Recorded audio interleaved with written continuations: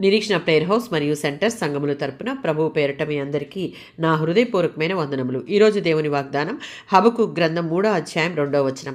సంవత్సరములు జరుగుచుండగా నీ కార్యము నూతనపరచుము.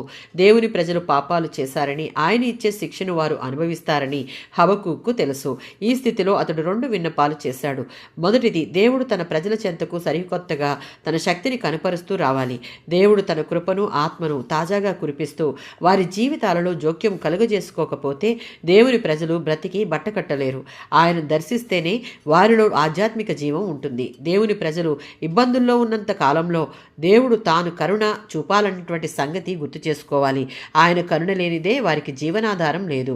ప్రస్తుత కాలంలో సంఘం పునాదులు కదిలిపోతూ ఉండగా, నలుమూలల ఇబ్బందులు తలెత్తుతూ ఉండగా మనం కూడా దేవుడు తనను ప్రత్యక్షపరచుకోవాలని ఆయనను వేడుకోవాలి. తాజాగా ఆయన తన కరుణను ప్రభావాన్ని ప్రదర్శించాలి. అలా జరిగితేనే ఆయన ప్రజలలో ఉజ్జీవము పెళ్ళుబుకుతాయి.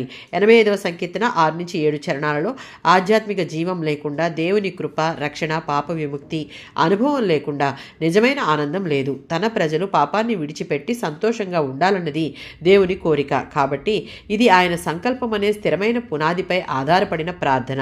ఈ కీర్తనను కోరహు కుమారులు గతంలో ఇశ్రాయేలీయులు తమ శత్రువుల చేతిలో ఓటమిని, దేవుడు అనుమతించిన శ్రమలను అనుభవించిన తరువాత దేవుడు వారిని క్షమించి నూతనంగా వారిపై తన ఆశీస్సులను కుమ్మరించిన సందర్భాలను దేవునికి జ్ఞాపకం చేస్తూ రాశారు.